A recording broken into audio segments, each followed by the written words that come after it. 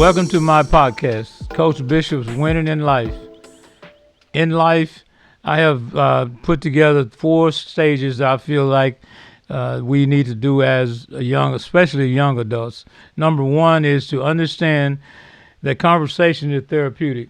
As the conversation Eddie and I will have today, hopefully it's therapeutic for the both of us. Number 2 is to always remember that listening is a skill. Number 3, be an enthusiastic learner. Not only an enthusiastic learner, but be a learner for life. And then number 4, I've said have a relationship with God. As stated, these are my 4 keys to life. And I would like for Eddie to comment on those. Coach, it's my pleasure to be on your show. My name is Eddie Dean. I own a catering company. I've catered all around the world. But more importantly, I have to say I look forward to being on your show and meeting you throughout the years and working with you. Those 4 pillars are very, very powerful. I built my whole business around laws of nature. You know, if you plant corn, you're going to get corn. You know, you got to get everything right. But your interaction with your players, your interaction with other people is, very, very valuable.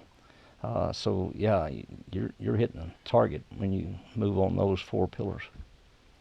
Thank you. I've read where you grew up in Willis Point on a working ranch. And as a young adult, tell me what 24 hours of Eddie Dean was like. You talking about on the ranch? Yes, sir. On the farm? Every day from getting up to, always feel like it was never work. It was nearly always play. And so my dad created an environment where he never paid me, so to speak, to go to work for him or whatever. It was always, you had this vision. But one thing I was always able to do is use his tractors and use his equipment or whatever to actually go work for myself. And so I had my own cattle. I was a large sheep rancher. So working on the farm, it was really about getting connected to the roots of, farming and understanding the laws of farming. And then eventually I went to Texas A&M and got my degree in agriculture with the idea of, being a teacher. But also as a walk-on football player, so the idea at Texas A&M, I was thinking I'd be a coach, just like you. Sounds good.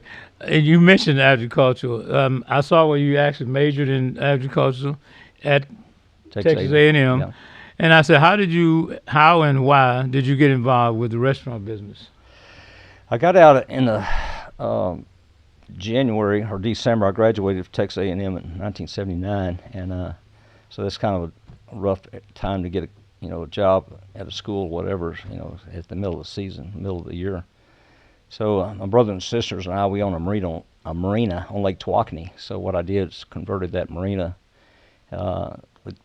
It was like a bait shop, and converted it into a restaurant, and started getting ready for the spring and summer, and opened up a barbecue place, and from there it really grew. I've had multiple restaurants and catered barbecue around the world, catered in Africa, catered in Europe. So that was kind of the beginning of how I got into barbecue. It's just that we had a location on Lake Tawakoni, and it became very successful. Yeah, on those lines, as a student, I majored in science, biology as a matter of fact, but I always liked science and the scientific methods. And I read someplace where you said you use the scientific method in smoking meat. How is that done? Well, a scientist looks for similarities and differences. I don't know if so. A scientist, to understand the universe, has to look at the world in such a way that they can figure out how to write a theory to best describe the process. And so barbecue, I started looking deep into analyzing brisket and whatever, and so there's in the process of cooking brisket, you got to have a vision. And that vision was 195 degrees, and there's laws that govern how to cook the brisket. That's critically important. So you got to buy the right meat. Like this other day, I bought some Wagyu, and took it to the promised land like I never tasted brisket before. So it really gets back to understand you got to put the right energy in the system. You got to put the right wood in the system. And there's going to be a process where the brisket's going to go from, let's say, out of the refrigerator, you trim it and season it, and it'll get go from 30 degrees to 135 degrees in about 4 hours. And at that point, there's so much water in the brisket it'll start creating resistance, and so the temperature doesn't rise. So it gets to 140, 145, but now you're out there 5, 6, 7 hours sometimes, and it takes a little bit to get that 160, where we call it the tipping point. And there's an enzyme called capsaicin at 160 to start breaking down the connective tissue that makes it tough. Collagen proteins in the brisket is on its steer, and it's walking muscle basically. It really builds a lot of tension into the muscle, and so it's a tough piece of meat. And so it takes about 16 hours to cook a 15, 20 pound brisket. So there's a lot of laws that govern how to do it. So you really have to approach it with scientific theories. And I've been able to approach it scientifically all these years and be able to, cater in Europe, Africa, around the world. Catered over 87,000 guests for George W. Bush, the president. That was going to be my next question, but before that, I want to ask you a question. If you have a person here that never cooked before, and you're trying to show them how to cook a brisket, simplify what they should do as far as temperature-wise and time-wise to make it the best it can be. Well, what you want to use is hardwood like hickory or oak, and you want to get your temperature around 225 degrees. So you want to offset smoker, which means the firebox is here and the smoker's here, and so the heat and the smoke's going to come through this chamber and come back either reverse or out the chute, out the exhaust. But basically, what you're trying to do is maintain that 225 degrees, temperature. At the end of the day, you're trying to get to about 195, but at 160, 170, you want to wrap it like in foil or butcher paper, and so you can start sealing off all the juices in the brisket. But the cook a brisket, the most critical piece of the brisket is you got to have an incredible amount of awareness and confidence that you can do it. So you got to really believe that you got the power to create a great product, and so best way to do that is probably call me and I'll come show you how to do it. Thank you. Appreciate that. The next question, it says, your first restaurant in 1980, and how were you able to be chosen to cater George Bush's inauguration? Back, when we did the first inauguration, I looked at about 60, 80 of the bigger caterers in Texas, barbecue operations, and they reduced it down to 16, and they chose 8 of us to come down and do a food tasting at the Capitol. And I was explaining, they were talking about having 10,000 people as guests, and I was explaining the science of not only how do you cook barbecue, but also how do you feed a lot of people. And so out of that 8 different caterers, they chose us. They thought we did the best job of our food was the best and whatever, and we got that job. And so we catered the gubernatorial inauguration. I did 2 for George W. Bush, and 3 for Rick Perry, and 2 for Greg Abbott. And so we've been catered it for about 24 years. Every 4 years we do the inauguration. About 6 times we catered it. Inauguration in Austin. It's hard to get away from barbecue when you're talking to Eddie Dean. I saw where it says absolutely Texas and absolutely Dean. Yeah, that's kind of our logo for a while. But it's all about the customer experience. We're really focused on making sure the customer really has a wow experience, no matter if we're in Europe or Africa or in Washington D.C. or no matter where it is. We catered over 600 events for the opposing team for the Dallas Mavericks. Every time, we're going back to Michael Jordan, Shaq, and there's all kinds of different stories we got just catering those guys when they played the Dallas Mavericks. Oh, okay. So I said we'll get into education a little bit later, but as the top barbecue caterer in Texas, do you feel any pressure to maintain that rating?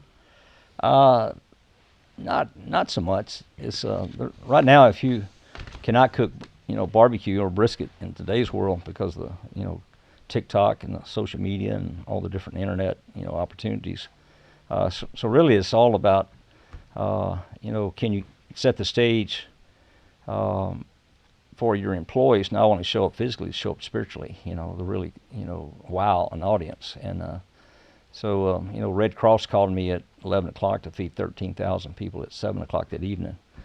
And so there you got to believe you have the power to go create that outcome. And that day, I already had a crew going to New Orleans because everybody was coming to the Dallas Convention Center was from the Superdome in New Orleans, you know, Katrina. And so Red Cross was desperate to find somebody to say yes, and everybody was saying no, and I said yeah, and yeah, we can take care of you. You want a hot meal or cold meal? And they said hot meal. These people really deserve, you know, something better than what they've been getting in the Superdome. So we catered a hot meal that evening, and I remember calling U.S. Food Service, and they agreed to bring us vegetables. I called the Pilgrim's Pride, and I had wrote down and didn't tell them 5,500 pounds is what I needed to feed this group. But what I needed was a chicken already cooked and frozen. All I had to do is heat and serve. I need something really simple. I didn't have time to cook a brisket because I only had 7 hours. And then what was interesting, when I got a hold of Pilgrim's Pride, I said, how much chicken of this product do you have? And they said 5,500 pounds. And I got them to deliver it to the Dallas Convention Center in 1 hour. The only hitch that I had doing that event was the Dallas Convention Center. I asked them, could I borrow their kitchen? They said no. And so I said, well, you understand there's, you know, 13,000 people coming to your kitchen, not mine. You know, they're coming to your house, not my house, you know. And so they were convinced that it was better to give it over to me. And so we fed 26,000 meals. And that Monday, I turned it back over to the convention center, and they finished feeding them for that week that they were up here in Dallas. That's very interesting. I wondered, now feeding, like you said, 26,000 is the main chore, finding the people to help or well, that day, to cater that, I teach in homeless shelters, so the employees I called over was actually reconciliation outreach, and so homeless people came over, and basically that was in my program, came over and helped me serve. And so basically, I always believe that if you set the right setting and the right stage, that people really show up spiritually, not just physically. And that's really what I have to expect. You know, if you only got 13,000 people to feed, and you only got 7 hours notice. You know. Now, one question, and then we're gonna move on to something else. And I made these notes here. It said, "Who is your Mount Rushmore of Americans?" Say it again. Your Mount Rushmore of Americans. You tell me who would you put on the wall, on the mountain? Well, well, I've catered over 87,000 guests for George W. Bush, so Okay. you know he's always been to one of my largest customers. Mark Cuban has been a huge customer of ours. I probably cater more events for him than anybody that, you know, over 600 events for Mark Cuban, and just, you know, pretty much people I respect is people that that believe in helping other people, you know, being eudaimonic, you know, having a purpose greater than themselves, and really adding value to other people's lives. So those are the kind of the people I like to, you know, look forward to you know, hanging out with and being a part of their lives. Thank you. We'll be back, and we'll get into the homeless shelter and the outreach. Hey, appreciate it.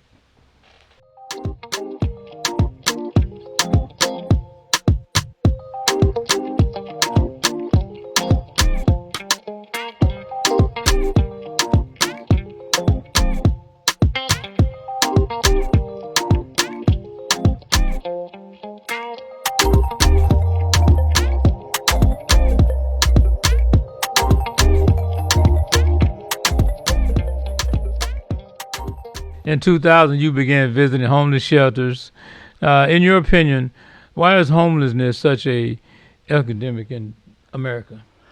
Well, how I got started in shelters was the Army asked me to come up to Fort Sill and improve the quality of experience for the soldiers. And so I recognized pretty quickly that, you know, you got a kitchen serving the soldiers, and you have all these people in the kitchen, but I started recognizing there was an absence of soul in the bodies, like there was an absence of courage, neutrality, willingness, acceptance in the people. And so, so first thing what I did was started asking them a lot of questions, and one of the questions I asked is, what is the soldier willing to give away when they join the service? And ultimately they agreed to life, and I asked them, what are you willing to do for somebody else who's willing to die for you? And so from that point, the quality of food skyrocketed in the Army. And the Army asked me, if I can, go to Fort Hood, and I said, no, I'm going to go back to Dallas and figure out what causes homelessness. And I had a relationship with a lady that I catered at a dude ranch, and she worked and started a homeless shelter called Reconciliation Outreach. So I talked her into letting me come and started engaging to figure out what causes homelessness. And I started showing up at 7 o'clock on a Wednesday.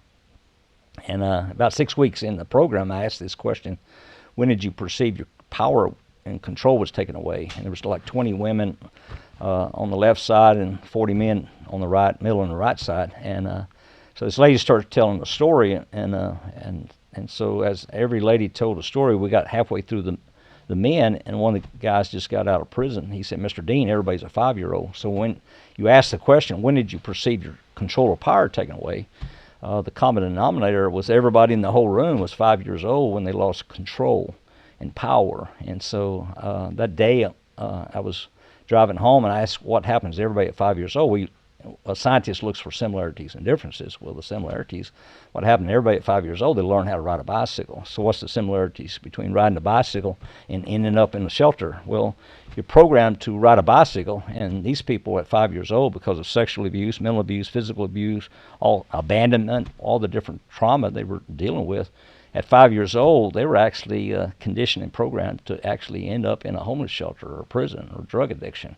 And so I started realizing that a 5-year-old was a magical number. And so what I did is build a bicycle that you turn right, the wheel goes left, and we built that in the shop, me and Lupe Sanchez. And so I brought the bicycle back to the shelter and offered everybody $100. Sometimes I had to offer them $500 if they had some resistance. But pretty much everybody got on the bicycle, and they started asking the question, why can't I ride the bicycle? Well, you can't ride the bicycle because you're not dealing with this bicycle. You're dealing with the other bicycle. One, you turn right to go right. And so anyway, we started having some great success in figuring out what causes homelessness. And it's really pretty simple. What causes homelessness is that when babies are born, they're born with 100% confidence. And 0% ego. So there's no ego that's going to distract. A 1-year-old is not analyzing anything. They're just living. And so fundamentally, but they're living with confidence. They're going to figure out how to crawl, walk, and run. They're going to figure out how to speak a language. And so this confidence is just, incredible, and I guess a extension of God, basically. All babies are coming from the kingdom, and so kingdom of God is within you, Luke 17:21. So I just saw these babies coming in with confidence. But in my audience in the homeless shelter, somebody had come along, and if everybody was a basketball, somebody put a knife in the basketball, and immediately there was no confidence. Immediately all of a sudden they're replaced with ego, which is, ego is edging God out, so they become absence of confidence. And so all I would do start at that point was, how fast can I get them to be a child again? So Matthew 18:1-3, somebody asked Jesus, how do you find the kingdom of God? He said, you got to be a child again. So I started realizing that my whole workshop program is, how fast can I get people to feel lovable, important, significant? How fast can I get them to go and be that child again when they were 100% an extension of God, but they had 100% confidence. And so that became, my work for, over 20 years. And, I've accompanied you to some of these visits at the prison and outreach program. Now, see, what would you want America to do to help these individuals? The key is, the biggest thing is, there's 4 ways to look at problems. One is absolve, which means you do nothing. But number 2 is resolve, which means you do what you always did. So that's typically what's going on, is everybody just telling stories, but there's nothing really coming out of it that's positive.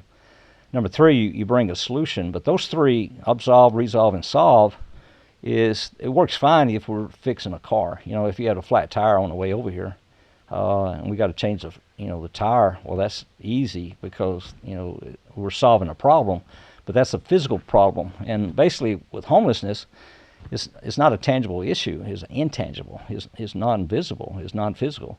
And so the idea is the only way you can really deal and create a different environment for homelessness is you've got to dissolve the systems that are creating homelessness, creating these environments where children feel unlovable, unimportant, insignificant.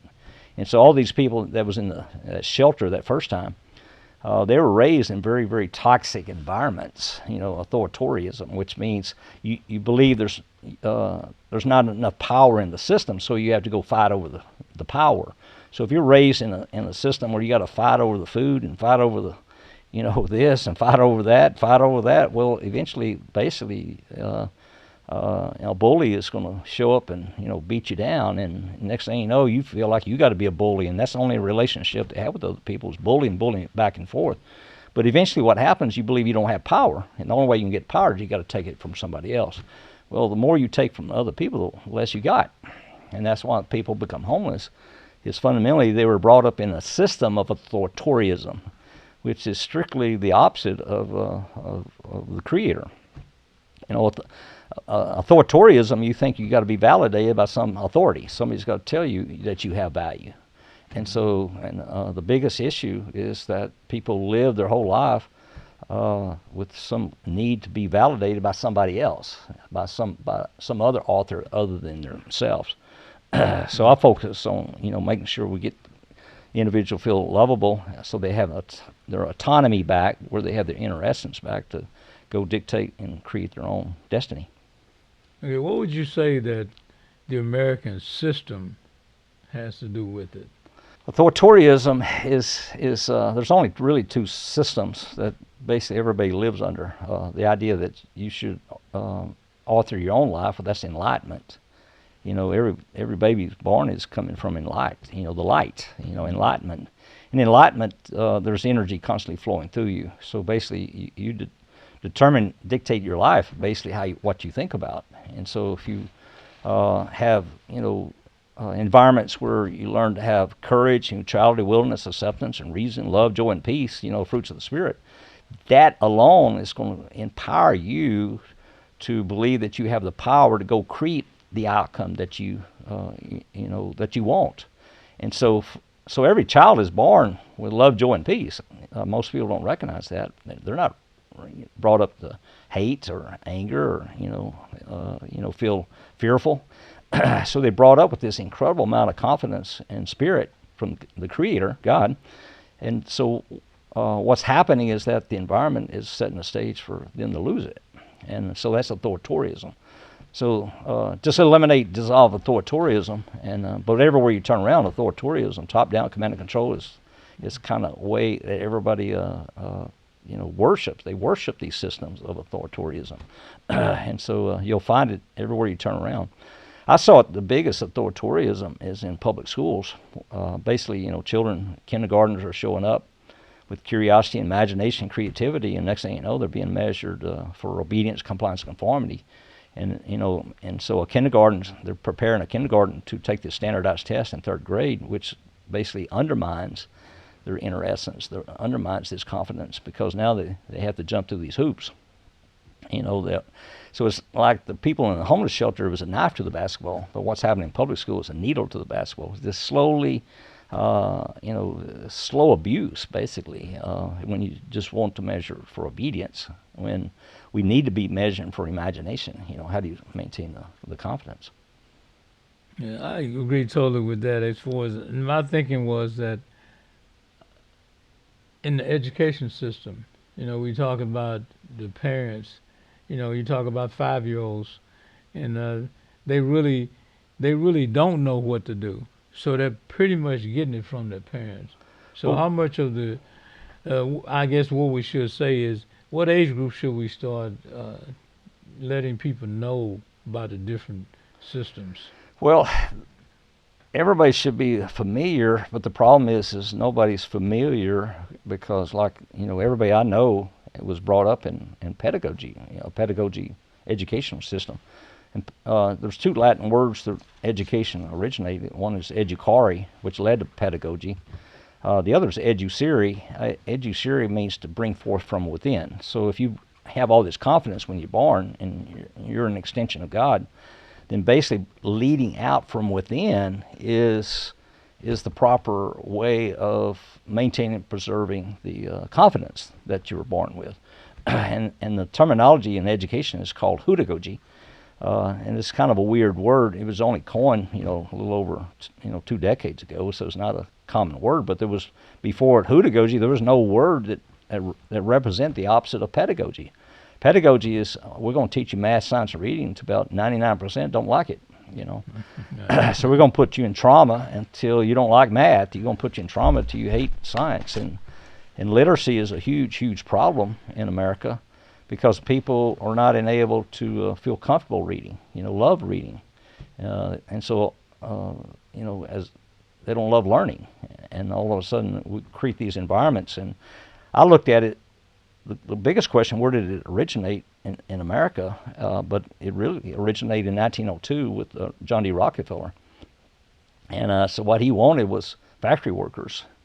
So he invested gazillions of dollars into the schools, and along with Andrew Carnegie. In Carnegie, they came up with the Carnegie unit, where everybody was pretty much a unit. You earn this unit, you move to this class, you become standardized, and it was just set up like a factory. And so these two guys, through the elitist mentality, they really, really wanted people to be an extension of a computer, or not then, an extension of a machine, a factory worker. Right. And today is, an extension of a computer.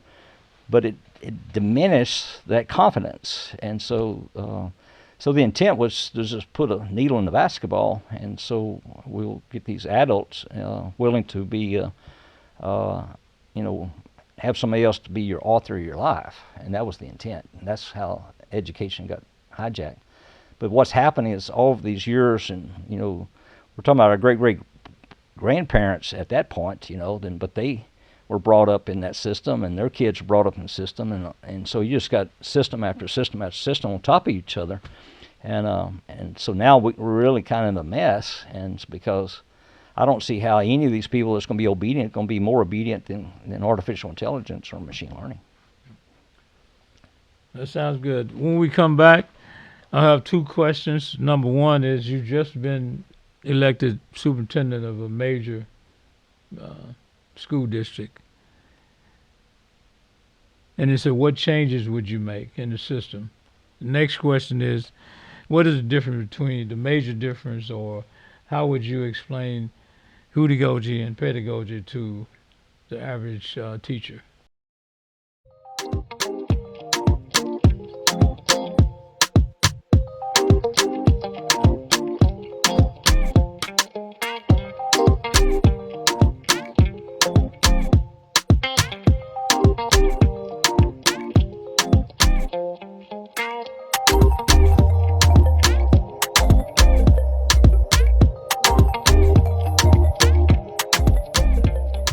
If you were elected principal of a major, I take that back, superintendent of a major school district in America, what type of changes would you make as far as the student learning and the teachers teaching? First thing I would do is, because education in Texas, whatever, is a top-down command and control, you'd have to really challenge the Department of Education in Texas, the Commissioner of Education. But the whole objective, if I was in charge of a school, is to eliminate, the whole idea that we have to measure for obedience and compliance, which is what grades are meant for. So you have to eliminate grades. And so the whole idea is to redesign all education around a hudagogy model, where it's self-determinism. Everything is going to be based on, how do we set the stage for you to call your own play? And it follows that educere, model we talked about earlier. But it's going to have to sit down where you got leaders in the community and politicians and educators, because basically people are not familiar with education where you are self-determined self-directing your education, self-directing your learning. So it's a completely different ball game. So I've been challenging, superintendents that I know in Texas to understand hudagogy, but there's a lot of resistance to that. I have one superintendent I engage in quite a bit, but there's a lot to learn about this new system of education, and so it's going to be a huge, huge challenge. But what you got to do is just start with a tipping point. Of some people say, "Well, oh wow, I get what you're talking about," but the majority of people don't know what the hell I'm talking about. They don't know what is going on in education. Okay, can you tell us what's the basic difference between pedagogy and hudagogy? The basic difference is teacher-centered in pedagogy. Is teaching is focused on telling you what you need to learn. Hudagogy is all about how to think, and so there's a difference between if all you get out of school is what to think. Well, who's determining what you got to think about? Well, that's somebody else, an author, and that's the whole idea between authoritarianism. Somebody else is author in your life. Hudagogy is where you learn how to think about things. You learn how to look at systems. You look at how to look at science and art, and know the definitions of these curriculums and disciplines. So the biggest issue is that most people are unaware of how their brain works. They're unaware of how the owner of the brain works with the brain, and so there's just an incredible lack of awareness of who's labeling your experiences if you're in a classroom. And hudagogy is all about awareness, all about self-directing and having a vision and understanding the laws that govern how to get to your vision, and knowing how to go get the energy you need to go make the vision work and get the outcome you want. So it all has to get back to sitting down with folks and help them redesign the school, redesign the classroom, redesign the whole concept, and get people to be more receptive, just to believing that there is a better outcome than what we got. I know what we got is the kids cannot outcompete with artificial intelligence. There's no way. Okay, I in the hudagogy ranch it said that there are 4 ways to deal with tension. Can you list those and explain what it is? Yeah. What I'm building, I got 55 acres I bought in Kaufman County, and what we'll be doing is building a place where people come out and be inspired by hudagogy, exercises. And hudagogy is like the backwards steering bicycle. There's other metaphors that we'll be having: excavators and heavy equipment, and we'll be learning how to cook brisket and barbecue. We'll be learning how to, cook pizza or make bread, all the different things that I do in catering. But the idea that has nothing to do with brisket or excavators is really how to think about things. And so hudagogy is a ranch that's it's going to unfold. There's 80% of NFL players are bankrupt in 5 years, and so what's the real cause is that they don't know how to call their own play. College chooses them. University, gives you a scholarship. NFL picks you, drafts you, and coaches call the play, but they never get around to calling their own play. And so what we want to do is teach people, how to think, but how to be their own boss and be entrepreneurial and be able to call their own play.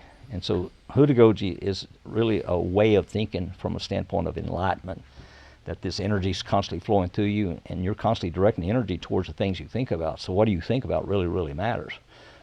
So if you think about, shame, guilt, apathy, and grief, or fear, or desire, anger, and pride, then that will start dictating your reality. What we want people to think about is, courage, neutrality, willingness, acceptance, reason, love, joy, and all the fruits of the Spirit.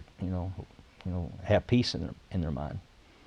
Yeah. What you mentioned was that the 4 steps are the 4 ways of dealing with tension. First of all, you can hate it, you can avoid it, or you can be okay with it, and then you can embrace it.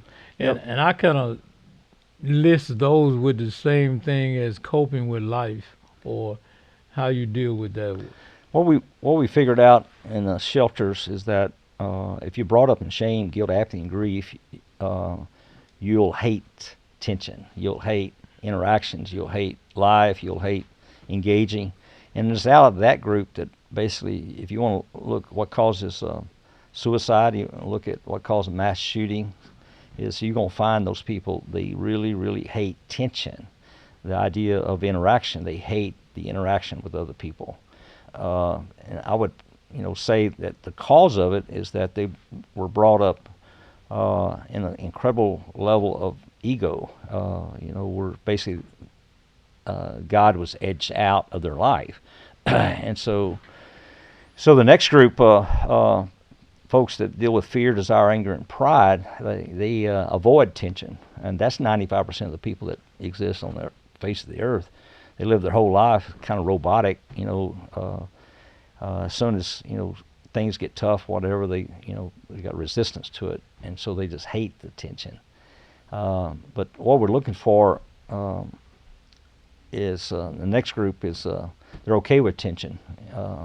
So if you hate tension, we call them severe drowners. If you avoid tension, we call you just drowning.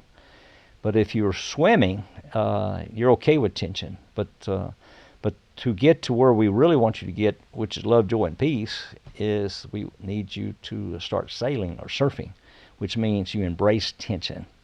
And so if you really want to learn something and develop a skill, go surfing. Just imagine what you got to do to go surf. It's on you. It's not. You can't depend on anybody else. It's really with you and the surf and the wave. So basically, our idea is that we want people to swim and surf. That means to like and be okay with tension, but really we want you to get to a place where you embrace it, and that's what hudagogy is about. Is get out of the idea of drowning, get into a level of swimming and sailing. And I see a lot of people, they swim their whole life and they sell their business, and next thing you know, they're drowning because all of a sudden they never knew how to surf. They never knew how to sail in life, which is really, really embrace the tension that it was necessary to have a exemplary life, where it's really, really thriving and successful. You mentioned the Bible and heaven, and in your comments there, and I was just thinking about this. What are your comments or your feel for them wanting to put the Bible back into schools?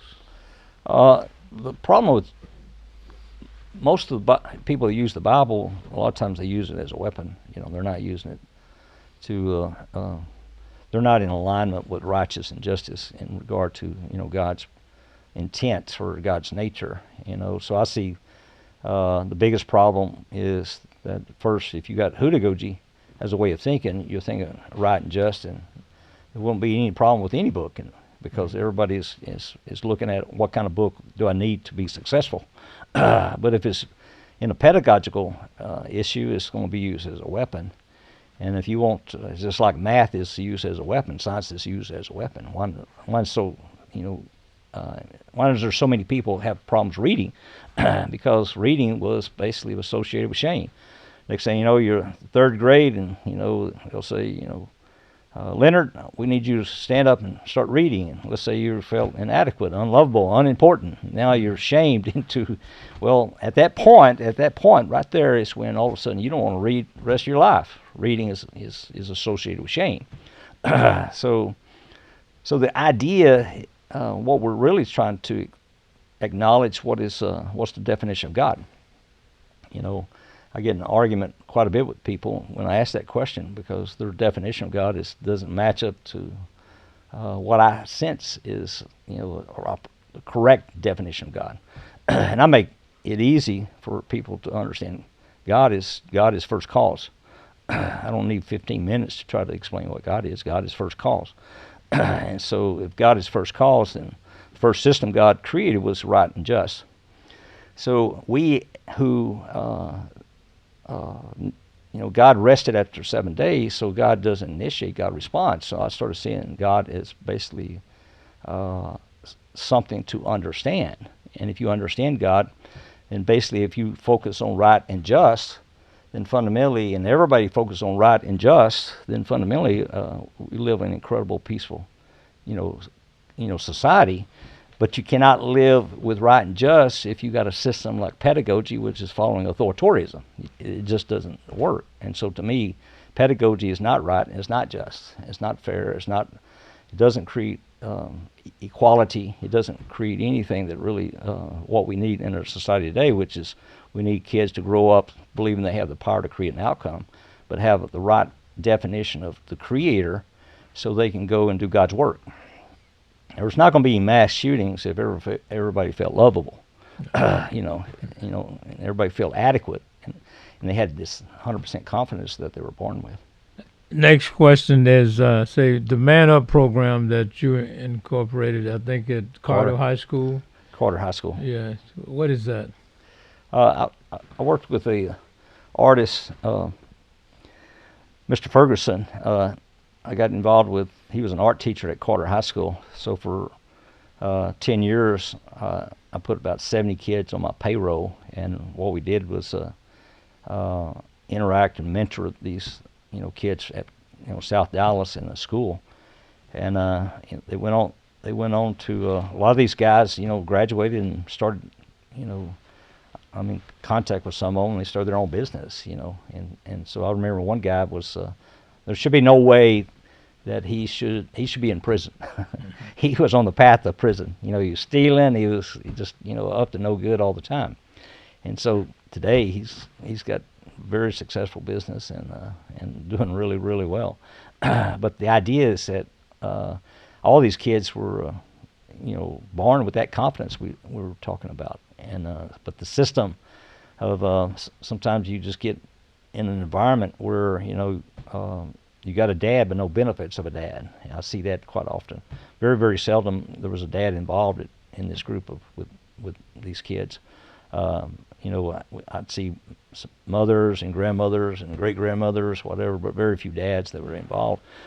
So all I did with those kids was teach them how to go back and change, some of the programming. I bring my backwards steering bicycle in and teach them how to feel lovable, important, significant, and get that confidence back. And so we catered, lots and lots of parties. Did the same thing at Paul Quinn College. I put about 40 guys on my payroll, 40 kids, students at Paul Quinn on my payroll, and was very successful. A lot of tailgates we've done for the Dallas Cowboys, whatever, was done with kids from Carter High or Paul Quinn. You mentioned earlier about, as far as the Man Up program, that there were mothers, grandmothers, great-grandmothers involved, but not a lot of dads. What effect does that have on our kids today? It's a huge, huge, huge impact on these kids. When all of a sudden you feel like you're not wanted, you're not validated, and a lot of times they're brought up in these environments where they don't feel, kinship of feeling lovable, important, significant. But what was interesting, how I really got these kids' attention at Carter High School was I'd ask them a question: Have you ever bought milk in a grocery store, or has your grandma ever bought milk in a grocery store? And they all say yes, and I say that's a lie. And then we get in a kind of argument, and then I'd come back with my next question: if the milk was sour, did you get what you wanted? And they said no. And I said, well, are you going to the store to buy milk or benefits of milk? Because if you're just buying milk, you should be happy with sour milk. And so I was walking them to an idea that basically life is really intangible, not so much tangible. If a body brings a ship, the ship's going to buy milk, but what I'm interested in is there a captain with the ship? Well, the captain's looking for the benefits of the milk. And so the next question was, did you have a father? And of course, everybody had a father, but did you get the benefits of a father? And out of the 700 kids that I dealt with in that 10 years at Carter, I couldn't imagine there's over 5 fathers that was actually there in their lives being a benefit.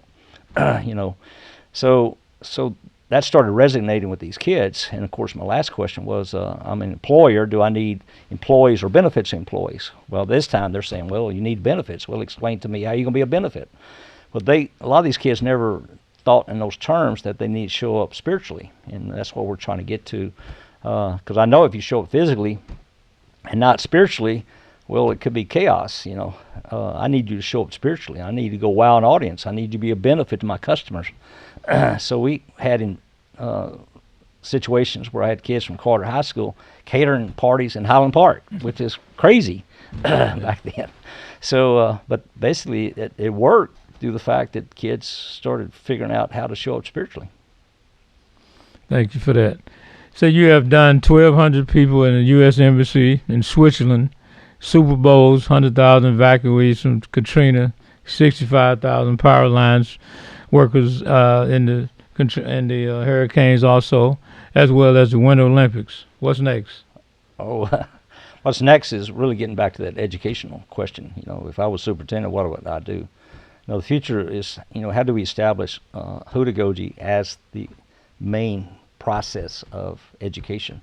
How do we get to where we think about maintaining and preserving the confidence that the child is born with? And, how do we get back to being a child again? It was pretty simple in Matthew 18:1-3. Jesus said, somebody asked Jesus, how do you find the kingdom of God? And he said, you got to be a child again. So let's get back to where we had that 100% confidence. And if you hang around me, you can see I got confidence, just like, we only had 12-day notice to go to Washington, D.C., and we fed 32,000 people. So I believe I have the power to create an outcome, and all I have to do is set the stage for everybody on my team to believe they have the power to create an outcome. So all I really do is go around in my company, teaching people how to be a child again and believe they have the power to create an outcome. Well, I really appreciate you being on the show. Man, I appreciate it. You were awesome, and I look forward to working with you. It's my pleasure. You're on the board of Internal Freedom, so we're going to expect a lot from you. Appreciate that. Have a wonderful day.